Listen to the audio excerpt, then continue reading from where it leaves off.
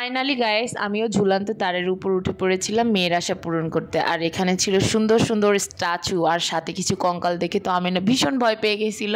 আর এখানে ছিল সুন্দর গ্রামীণ একটা দৃশ্য যেখানে একজন ধান বাঁধতেছে আর একজন হচ্ছে কুলো দিয়ে ঝাড়তেছে, মুরগিতে ধান কাটছে। আর এইখানে ছিল ভূতের মতো একটা মানুষ যেটাকে বলা হয় বন মানুষের উপর দোল খাওয়াও যাবে এখানে গেলে।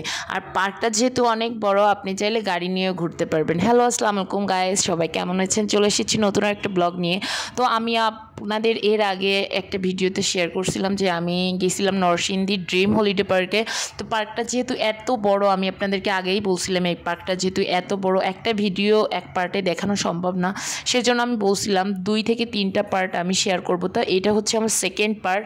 তো আপনি দেখেন এই জায়গাটা এতটা সুন্দর অ্যাস্থেটিক, মানে পুরা দেখলে আপনার মনে হবে আপনি একটা স্বপ্নের জগতে আছেন।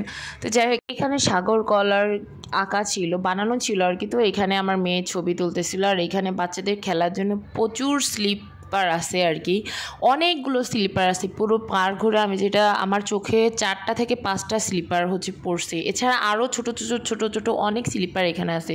তো আমার মেয়ে এখানে খেলা করতেছিল। এইখানে এই যে ভিতরের দিয়ে যাওয়া যায় এটা ছিল, তো আমি না ভয় পাইতেছিল, এখানে গেছিল না। আর এই যে এটা তো পদ্মা সেতু, এটা তো আপনাদেরকে আগেও দেখালাম। এখানে না এই জায়গাটা এখনও হয়ে পারে নাই, এটা হচ্ছে রিভার সাইড কি একটা লেখা ছিল। তো এইটা হচ্ছে এখনও কমপ্লিট করতেছে ভিতরটা, ওইখানে যাওয়ার কোনো সিস্টেম ছিল না।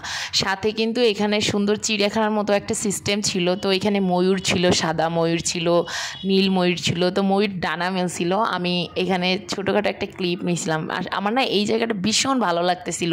আর এখানে যখন দাঁড়িয়েছিলাম সুন্দর একটা বাতাসের ভাইব দিতেছিল, মানে নদীর পাড় থেকে বাতাস আসলে এত ভালো লাগে, এটা তো জানেন। আর এই দেখেন ভূতের বাড়ি, কি সুন্দর লাগে না?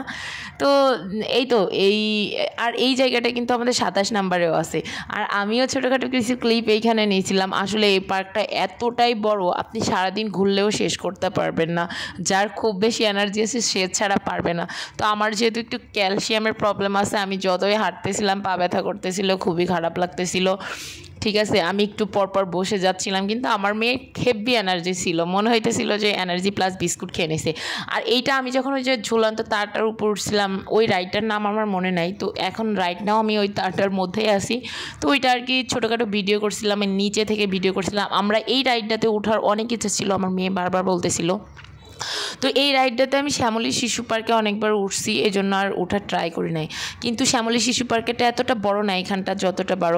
আমাদের না সবথেকে মেন অ্যাট্রাকটিভ আকর্ষণ ছিল সেটা হচ্ছে আমরা হলো সুইমিং পুলে আমার মেয়ে গোসল করতে চাইছিল, বাট এটা না বন্ধ ছিল। পরবর্তীতে আমরা ঘুরে টুরে লাঞ্চ টাঞ্চ করার পর তারপরে শুনি কি যে সবাই নাকি সুইমিং পুলে নামছে, গোসল করছে। তো পরে আর আমি হচ্ছে ওইটা নিয়ে, আর আমার মেয়ে বারবার বলতেছিল যে মাম্মি আমাকে নিয়ে গেলে না কেন, নিয়ে গেলে না। আমি বলছি যে মাম্মি পরে যাও।